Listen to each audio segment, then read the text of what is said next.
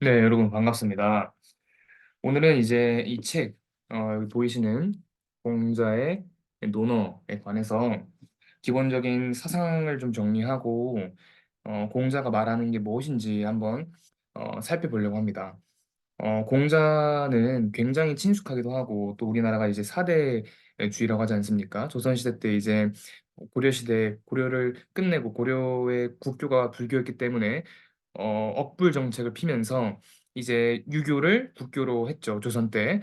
근데 이제 이 유교가 어떻게 본다면 교조화가 되면서 여러 문제를 일으켰고, 현대 사회에도 그런 이제 우리가 뭐 재미삼아 말하는 유교걸 뭐 이런 것처럼 유교에 안 좋은 습관이 좀 배어 있긴 하지만 어 괜히 공자가 4대 성인에 들어간 건 아니라 생각합니다. 그래서 오늘은 제가 이제 나름대로 책을 보고 정리한 걸 통해서 보려고 하는데, 자, 처음으로 우리가 봐야 할 건 뭐냐면 공자가 대체 주장한 게 뭘까를 먼저 이해해야 합니다. 공자의 철학의 핵심은 관계입니다. 관계.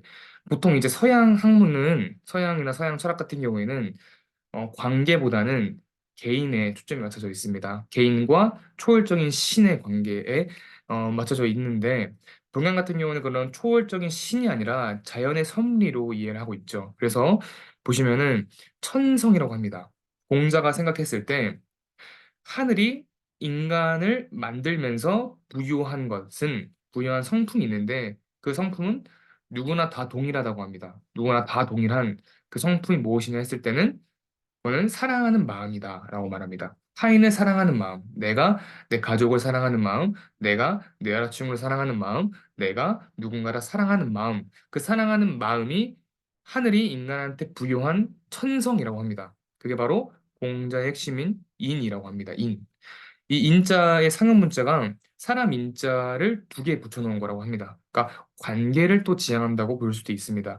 근데 이제 이런 걸 설명하기 전에 공자가 살던 춘추 시대를 한번 훑고 가야 되는데, 춘추 전국시대라고 하면은 보통 어떤 이미지가 떠오르십니까? 되게 하극상이 일어나고 서로 패권 경쟁을 하는 게 떠오르는데, 당시에는 주나라가 이제 중국의 중원을 지배했던 나라인데, 이 중국 주나라의 제도가 뭐였냐면 중앙 집권이 아니라 분권사회였습니다. 분권사회. 그러니까 워낙 땅덩어리 넓으니까는 왕이 직할지 중원만 다스리고 나머지 72개의 이 지역을 자기의 친인척한테 다 줍니다. 봉건제후의 형식으로 운영이 됐는데, 이게 이제 철기가 만들어지고 또 그 철기가 만들어지니까 농업 생산량이 늘어나게 되면서 힘의 균형이 달라진 거죠. 중원이 강한 게 아니라 왕이 강한 게 아니라 봉건 제후들이 강해지면서 하극상이 일어나게 되는 배경을 가지고 있는데, 그러니까 칼을 들고 막 왕을 죽이려고 하고 서로 싸우니까 공자가 살던 시대는 칼로 사람을 죽이는 시대였지 않습니까? 그러니까 중요한 것, 하늘이 인간한테 부여한 그 마음, 인을 기억해라. 이게 공자 사상의 첫 번째입니다. 근데 이제 중요한 건 뭐냐면 이 사회라는 게 있지 않습니까?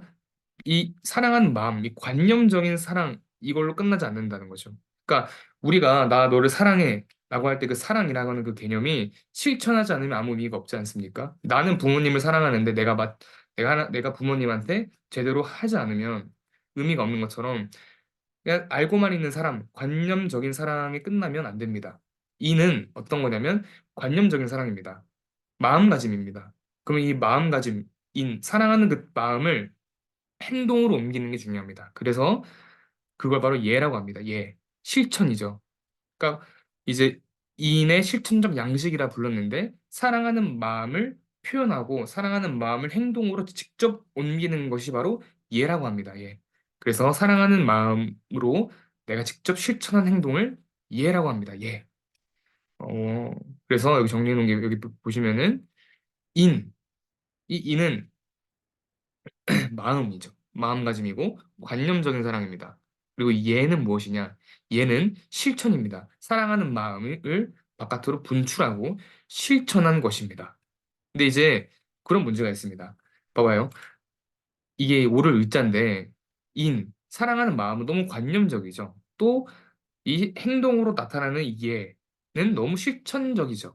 그러니까 이 괴리, 이상과 현실의 괴리가 너무 크다 보면 안 되니까는 이상과 현실, 사랑하는 마음인 인과 실천적인 행동인 이거를 조화롭게 풀어간 게 바로 의입니다. 의. 의라고 합니다. 그래서 공자가 중요하게 생각한 관계의 미덕은 이 화자입니다. 화, 조화. 얘를 아는 자는 조화를 이룬다고 합니다. 그러니까 말했다시피 공자가 살던 시대는 죄송합니다. 공자가 살던 시대는 칼로 패권을 다투고 그런 시대였지 않습니까? 그쵸? 그렇다 보니까 상대방을 지배하려는 게 아니라 상대방을 있는 그대로 냅두는 거. 이게 바로 관계의 미덕, 즉 조화라고 합니다.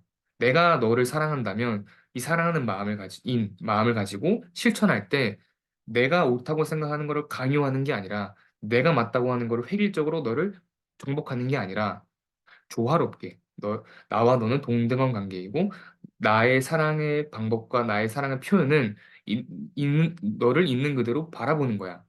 화라고 합니다. 그래서 이렇게 정리할 수가 있습니다. 사랑하는 마음, 이는 하늘로부터 내려온 거고, 얘는 그 사랑하는 마음이 현실에서 표현된 것이고요. 화는 관계와 관계 안에서 누가 서로 지배하는 것이 아니라 서로와 서로가 서로 맞물려서 동등한 관계에 있는 것이죠. 그래서 이 사랑하는 마음이 현실화된 이 예의 최고 형태가 공자는 중이라고 합니다. 중. 이 중이 뭐냐면 정확히 이렇게 말해요. 중이란 시의가 적절하게 행동하는 것이다 라고 합니다. 그러니까 시가 뭐냐면 때의 시거든요. 또 의는 저 뜻 의자의 또 원형인데 때에 알맞게 말하고 근데 때에 알맞게 말하면 끝나는 게 아니죠.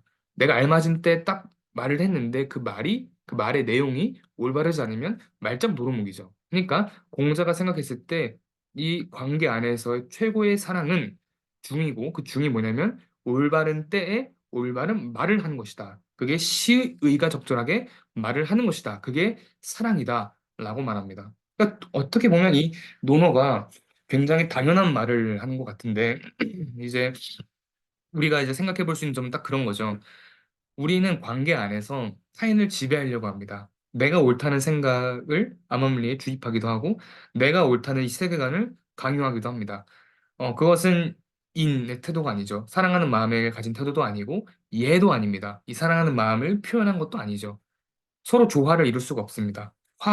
조화라는 것은 나와 너의 세계관을 인정하는 것입니다.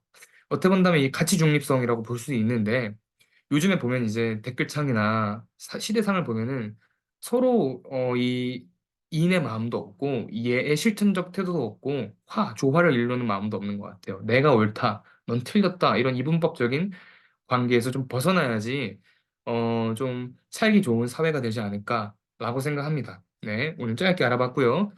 다음 시간에 또 찾아오겠습니다. 감사합니다.